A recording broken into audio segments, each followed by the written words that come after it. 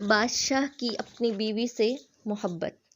سبکتگین بادشاہ اپنی ایک بیوی سے بہت زیادہ محبت کرتا تھا۔ ایک مرتبہ اس کی دوسری بیویوں نے اس سے کہا کہ آپ فلاں بیوی سے زیادہ محبت رکھتے ہو، حالانکہ حسن میں ہم اس سے زیادہ ہیں، سمجھداری میں بھی ہم اس سے زیادہ ہیں، آخر اس میں ایسی کون سی خاص بات ہے کہ تم ہم سب سے زیادہ اسے پسند کرتے ہو؟ بادشاہ نے کہا، اچھا میں کبھی اس بات کا جواب آپ کو دے دوں گا۔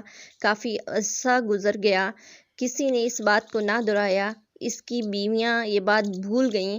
ایک دن سبکتگین اپنے گھر میں بیٹھا تھا کہ اس نے کہا کہ میں چاہتا ہوں کہ آج تمام بیویوں کو اچھے اچھے انعامات سے نوازوں۔ وہ یہ سن کر خوش ہو گئیں کہ آج ہمیں شاہی خزانے سے انعام ملیں گے۔ صحن میں سونے چاندی کے ڈھیر لگا دیے گئے۔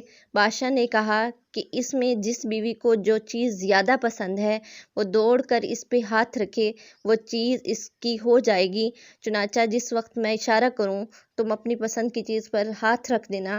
بیویاں تیار ہو گئیں اور انہوں نے اپنی اپنی چیزوں پر نگاہیں جما لیں۔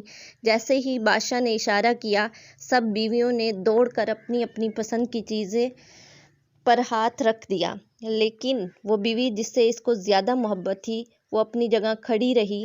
سب بیویاں اس کی طرف دیکھ کر ہنسنے لگیں اور کہا کہ بادشاہ سلامت، ہم نہ کہتے تھے یہ بے وقوف ہے اور آج اس کی عقل کی کمی کھل کر سامنے آ گئی، یہ تو بس سوچتی ہی رہی، لہٰذا آج اس کو کچھ نہیں ملنے والا۔